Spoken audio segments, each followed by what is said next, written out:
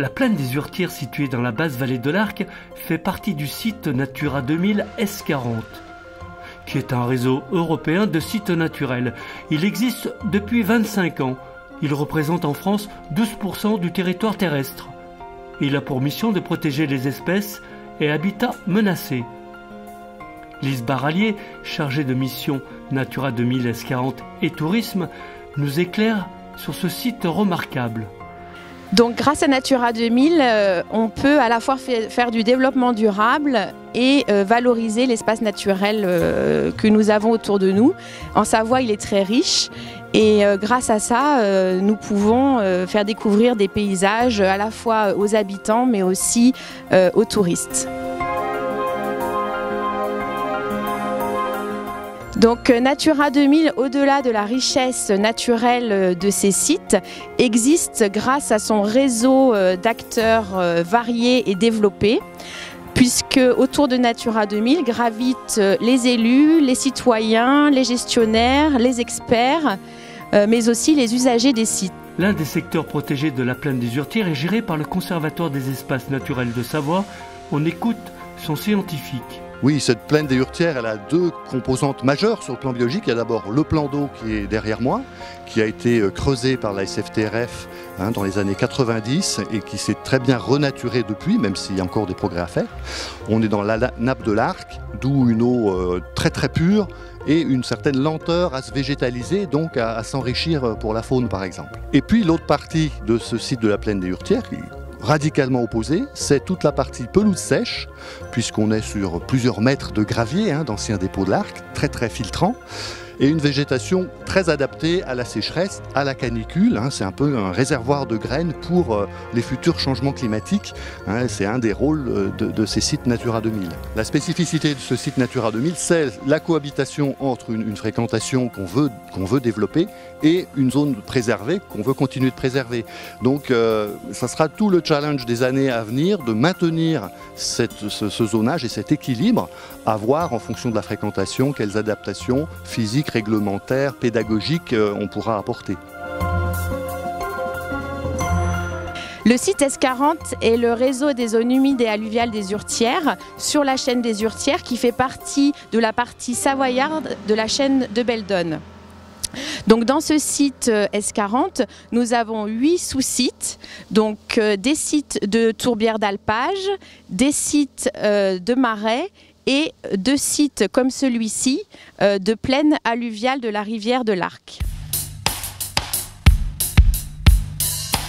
En passant par le grand col du Cucheron, notre visite continue direction du Val-Gelon, la vallée des Huiles, avec un passage au camp des Yourtes Laïla, géré par l'association Montagne Nature et Hommes. Alors, nous sommes au fond de la vallée des Huiles, dans un petit coin de paradis, pas loin d'un marais, le marais du Pontet, et pas loin non plus d'un col qui nous relie à la Maurienne, qui est le col du Grand Cucheron. Voilà. Mais de là où on est, on a l'impression finalement qu'on est au bout du monde et que finalement rien ne fait suite à ce petit camp de yourtes qu'on appelle le Yaïla. Donc le Yaïla de Rochebrune est ouvert à tous. On accueille principalement des écoles en période scolaire. On travaille aussi avec des centres de vacances qui viennent pendant les vacances d'été et puis les vacances de printemps, d'automne et d'hiver. Donc ces centres de vacances, eh bien, ils viennent avec des animateurs et un groupe d'une quinzaine de jeunes en général. Voilà, on rayonne autour, on fait en général un peu plus de randonnée qu'avec les écoliers. Et puis sinon, il est ouvert aussi aux particuliers, aux groupes d'amis, aux associations, aux comités d'entreprise. On essaye aussi, à travers les yourtes, de faire passer un message aux groupes qui viennent ici, un message de respect de l'environnement, de partage, de coopération, enfin toutes les valeurs qui font la vie en communauté chez les peuples nomades. Toujours dans la sauvegarde des milieux naturels, située à une altitude de 850 mètres au pied de la chaîne des Hurtières, sur les communes du Pontet et du Bourget-d'en-Huile, découverte et explication du site des marais du Gelon. Selon Jean-François Duc, qui est natif du Val-Gelon, le marais a eu des grandes évolutions durant ces 20 dernières années. Alors, ce qu'il faut savoir quand même, c'est qu'au départ, il y avait, on voulait, grosso modo, assécher ce marais pour le rendre à la culture et pour récupérer effectivement la blache qui pouvait être utilisée soit pour la litière, soit pour la nourriture des animaux. Et puis, à un moment, on était même parti sur une autre vocation, une vocation plus touristique, avec un lac. Et puis ce lac, on s'est rendu compte que le projet était difficilement réalisable. Et à ce moment-là, la communauté a envisagé un aménagement touristique. C'est l'aménagement que nous venons de découvrir. Et effectivement, on l'a fait en lien avec le conservatoire et avec le SATERS, un service du département. Des marais qui fonctionnent avec un régulateur naturel. Donc l'intérêt de réhydrater le marais est multiple. D'une part, un marais c'est une sorte d'éponge. Donc en période de haute eau, il va retenir l'eau, et en période d'étiage, en fait, il va envoyer l'eau dans la partie aval, ce qui permet de réduire donc les assecs et les périodes de basse eau. Et puis il joue un rôle aussi de dépollution, puisqu'on a des villages en amont du marais, donc ça peut permettre aussi de filtrer les eaux qui arrivent dans ce marais. Outre le rôle aussi biologique et lié à la diversité donc, des plantes qu'on trouve dans ce marais, mais c'est vrai que c'est un milieu assez remarquable puisqu'on a des versants boisés et puis ce marais dans la partie basse. Et donc tous ces ouvrages nécessitent de l'entretien et donc les travaux sont réalisés par la communauté de communes Cœur de Savoie. Puisque chaque année on passe pour vérifier l'état des ouvrages et éventuellement des travaux sont mis en place pour les garder en bon état.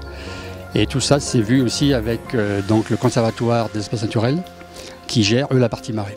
Donc il y a une concertation entre tous les acteurs de ce marais pour maintenir les travaux qui ont été réalisés en état et pérenniser en fait la réhydratation du marais. L'entretien qui représente un poste important et c'est vrai que là où nous avons travaillé avec la commune, on a une convention avec la commune du Bourget et son employé technique et on travaille aussi avec des chantiers insertion et là actuellement donc, on a un groupe de stagiaires qui nous aident à réparer donc, le platelage endommagé. La communauté de communes a développé plusieurs axes pour le tourisme. La randonnée, le vol libre et le no-tourisme. Mais aussi la pédagogie avec un parcours-jeu, le sentier Les Chevaliers de l'Huile.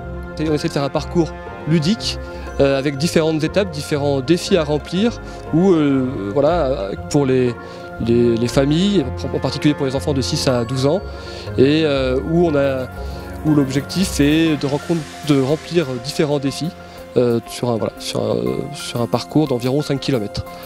Le visiteur doit se mettre dans la peau d'un chevalier et remplir ces différents défis à travers différents thèmes, la forêt, l'eau, la faune, la flore, pour devenir chevalier sans peur et sans reproche, obtenir ce titre.